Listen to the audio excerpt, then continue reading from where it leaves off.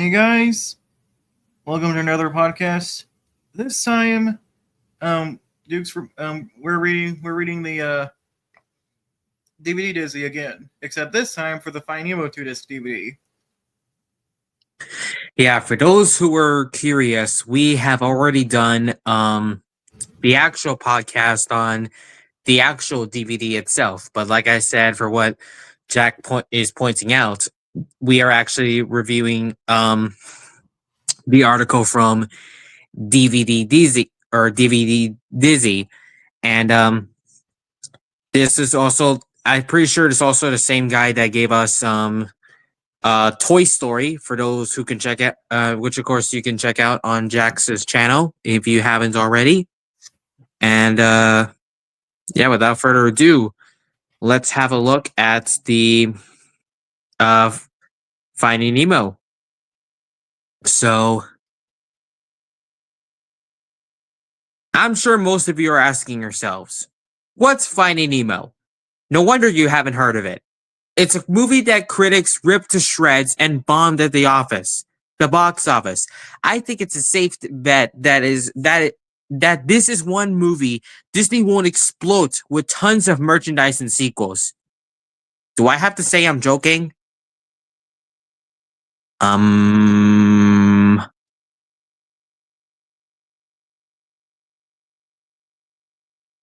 know how to answer that. Anyway, the first thought that comes to mind when I think about this movie is that it's overrated. I wish that wasn't the first thing that popped into my head because there are things I love about, which I'm going to discuss. But with all the hype surrounding it, I can't help myself to begin with. It's the formula that was used in both Toy Story and Monsters, Inc. Two mismatched characters go on a journey together, and they end up being best buddies in the end. Of course, that's not what Nemo's story is about. And why is it not? Well, because it is noticeably the same basic story. Also, it's hugely episodic. Now, I think episodic movies can be fun and interesting, so long as they don't wear out their welcome. Nemo almost does, clocking in at 1 hour and 40 minutes, shaving off some of the unrelated encounters that are strung together throughout the film would have served the pacing tremendously well. One of many things that saves Nemo from being a loss to slow pacing is the character of Dory, excellently voiced by Ellen DeGeneres. When you think about it, it's a really hilarious idea. A fish with short-term memory loss. Dory never lets us down when it comes to humor. Whenever I began to feel slightly bored, she delivered another laugh-inducing remark or gag. But she's more than just a one-sided sidekick for comedy relief. She has a personality, and it's easy to care for her. That counts for Finding Dory, I guess you could say. Anyway, besides this, Finding Nemo remains a sweet film, and I think this is Pixar's most down-to-earth project yet. It may sound silly calling the movie about a fish down-to-earth, but it is. The theme is something every single person who watches it can understand. The relationship between parent and child. This means that no matter what age of the viewer is, they are going to relate to it.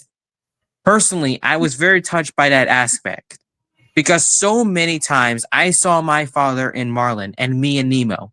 It strongly reminded me of incidents that occurred when I was very little and even recently. This surprised and impressed me. And as cheesy as it sounds, it kind of made me want to bond with my dad. When I am made to feel that way by something a person either did in the computer or drew by hand, it reminds me what makes animation so great. And oh yes, make sure to stick around for what's after the end credits. I won't spoil it, but this last gag made me burst with laughter. So, this summer blockbuster came quicker to DVD than previous Pixar titles, arriving on the format 6 months after its theatrical debut. In 2003, a two-disc set comes under the banner of collector's edition, like Monsters, Inc. and Bugs Life. Both discs are held in a standard black armory keep case with a flapper inside.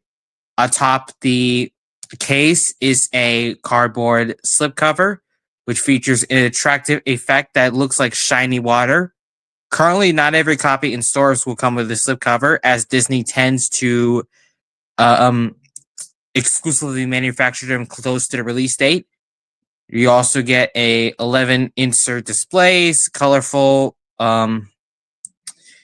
11-page insert displays colorful concept art, describes and also maps out the bonus material, which introduces us to the film's characters and a list of 32 chapters the movie's divided into. But besides the insert is a 20-page coupon booklet and entry for the Ocean Adventure sweepstakes. And of course, the details for this movie is two single-sided dual layer discs. You get Dolby Digital 5.1 Surround X, English, French, and Spanish. You get 1.78 for anamorphic widescreen and 133 reformatted full screen. Disc 1. Plunge into the filmmaker's world. Widescreen feature, presentation, and bonus materials. The menu begins, and we are submerged to beneath the ocean's surface. The main menu options appear in front of Marlin Sea and Amity Home. Whenever an option is selected, we are taken to another menu and another environment from the film. During the films, the characters with original voice actors from the film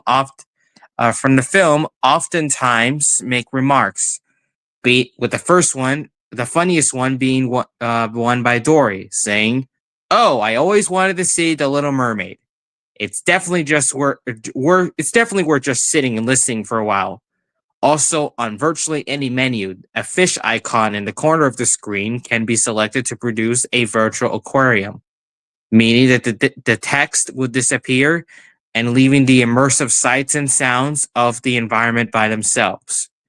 The first option on the main menu is an introduction by Andrew Stanton, the director of the film, followed by co-director Lee Unkrich, who welcomes us to the first disc, highlighting its several features, and executive producer John Lasseter also makes a goofy appearance.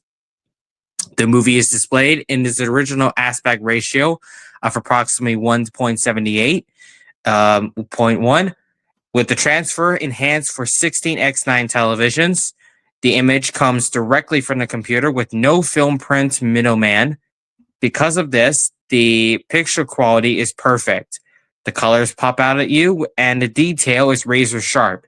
Seeing the way the light plays underwater throughout is jaw-dropping. And whenever I watch it, I feel like I could just reach out to the screen and immerse my hand in liquid.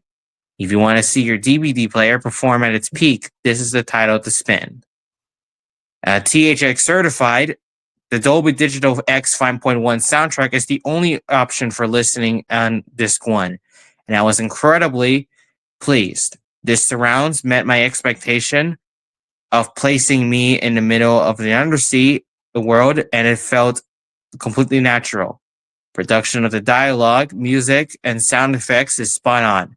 My favorite scene for sound is when a series of mines explode. My room shook with searing deep bass. Tracks like this leave me completely energized because they are so great. Bonus materials section carries extras exclusive to disc 1, meaning that there's no repeating of extras on either of the discs. Visual commentary is a very rather unique feature that I'd like to see more often on DVDs. Director Andrew Stanton, co-director Lee Unkrich, and co-writer Bob Peterson comment on the film as you watch it, just as a normal audio commentary. I find the gang at Pixar to make the tracks on all their discs more entertaining than most, and this was no expectation. All 3 participants are fun to listen and to provide valuable information. Yet aside from this, there are 47 instances where the presentation branches off into quick vignettes that usually run in a minute or so and are behind the scenes in nature, showing glimpses of storyboards, rough animation, and deleted scenes, among other things. Want to see the shorts, but don't want to see the commentary? Have no fear. All 47 of them are listed in the visual commentary index. Each piece can be selected separately, or they can be played all together in 31 minutes. Unfortunately, no such option exists to just watch the film or with the audio commentary. You'll have to individually skip the quick vignettes from time to time if you just want to hear the commentary, instead of the multiple detailed featurettes that have been found on every Pixar DVD thus far. Nemo gets a cohesive making of documentary instead. Making Nemo, including Andrew Stanton, John Lasseter, Lee Unkrich, Bob Peterson, producer Graham Walters, editor David Seltzer, art director for characters Ricky Navira, Psychology professor Dr. Adam Summers, production designer Ralph Eagleson, though you may think it, he doesn't look like Humpty Dumpty. Director of photography Sharon Callahan, story supervisor Ronnie Del Carmen, production supervisor Marisa Jones, supervising technical director Oren Jacob, supervising animator Dylan Brown, animator Karen Kaiser, art director for shading Robin Cooper, character sculptor Jerome Rampt, and directing animator Mark Welsh. Making Nemo takes us from the idea that sparked the project and the research done for the production through many stages of the animation and fun that happened while creating the movie. While it's not as in-depth as possible, it reaches what every documentary would be, or should be, educational and entertaining, all at the same time. Design galleries are broken into 4 options. Art Review showcases many pieces of concept art, while production designer Ralph Eagleson, art director for shading Robin Cooper, and art director for characters Ricky Navira give an audio commentary. Characters is a continuous video that presents concept art and models for over 20 of Nemo's personalities. Environments houses 3 still frame galleries that allow the viewer to flip through full screen images. Reef, ocean, and harbor. Lastly, Color Scripts contains hundreds of artworks made to determine the tones of various environments from the movie. They are presented in slideshow form, and you can skip to a picture by pressing the chapter search button on your remote control. The reason for such varied showings of the art baffles me. A more clear but organizing would be have all the pieces in the thumbnail gallery, with the commentary track available on the corresponding stills. Remember those virtual aquariums I talked about earlier? Well, all of those are indexed under an option in the bonus features. Reef, plate coral, school of fish, drop-off, anime, anemone, jellyfish, and sandy reef. Finally, within the setup menu, a THX optimizer lets one calibrate the audio and video of his or her home theater system specifically for this title. Disc 2, A Voyage of Family Fun, full screen feature presentation and bonus materials. Instead of the menus taking place in the sea like on the first disc, Disc 2 plunges us into the dentist's office aquarium for the movie. However, like Disc 1, there are fish icons on many of the menus that allow your TV screen to be turned into virtual aquarium. I'm surprised he didn't point out that there's previews in Disc 2. We get. Oh, don't worry, he does. Oh, he does. Okay. Anyway, at the top of the main menu, we get another introduction from Stanton and Unkrich, who highlight the materials available on Disc 2. And no, it is not Mary Poppins. Finding Nemo is presented yet again on a second disc, this time in a 1:33 aspect ratio. This isn't a typical pan and scan job, though. The team at Pixar has reframed many of the shots to make sure there's no cropping out of characters or loss of visuals, and is usually found on full screen versions of widescreen films. Unlike Disc 1, French and Spanish Dolby 5.1 tracks are available in addition to the English. Why only have them available for the full screen version? The bottom line is that the video and audio quality is equal to that of Disc 1's. On the main menu, 2 extras are listed that can be found under the bonus features menu. Jean Mitchell Costello hosts Exploring the Reef, in which he provides documentary footage of actual reefs. He doesn't get too far before being interrupted by Dory, Marlin, and Nemo. I found this kind of irritating. It would have been nice to just have a nature documentary / featurette, but instead we get a fluffy piece that's mostly about comedy. We already have plenty of other bonuses with the characters' funny antics, and I feel this was a missed opportunity. Knick Knack is a 1989 computer animated short that was played in front of Finding Nemo in theaters. It tells the story of a snowman who desperately wants to get out of his snow globe and follows his efforts to escape. If Knick Knack is selected from the main menu, it automatically plays. But if it is selected from the bonus features, there is an optional audio commentary available with John Lasseter. More material is discovered under bonus features.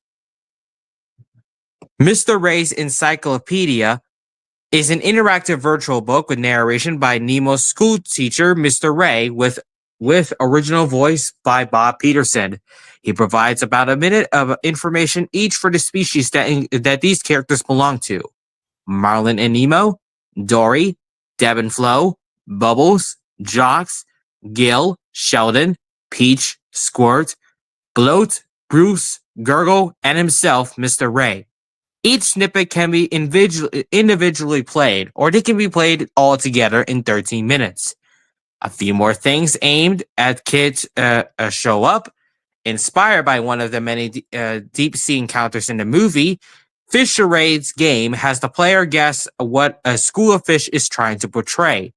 He or she is given multiple choice answers and must select before time runs out. As far as set-top games goes, this was reasonably enjoyable.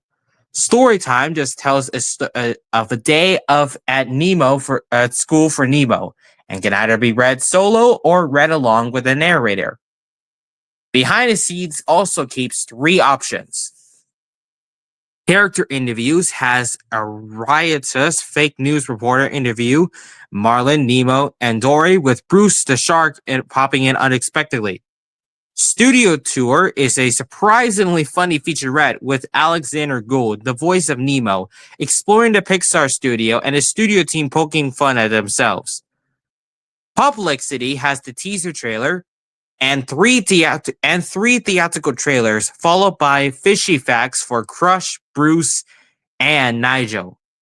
Also under Publicity are posters, billboards, lobby cards, and bus shelters within a thumbnail presented print gallery with 18 pictures total.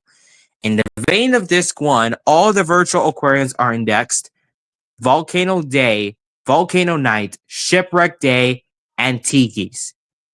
Before the menu loads, skippable previews are for the theatrical releases of The Incredibles and Home on the Range, before the DVD releases of The Lion King 1.5 and Santa Claus 2. These are also found under the sneak peeks menu with trailers for special edition DVDs, which are Alice in Wonderland, Pocahontas, and Lilo and Stitch. And the DVD release for Spy Kids 3D, Game Over. Again, I never understood why Spy Kids 3 is on there, considering it was never distributed by Walt Disney Pictures. Which, of course, we already explained in the I believe we already explained it in the actual podcast of the DVD, which you can check out.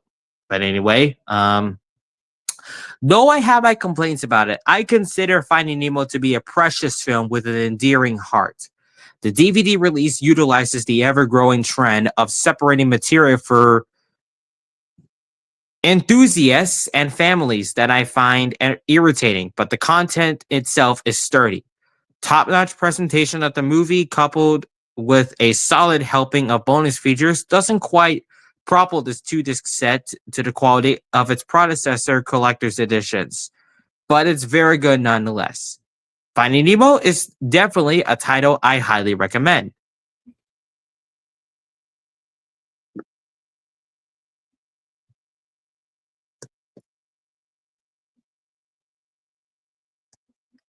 Oh, that was shorter than the Toy Story one.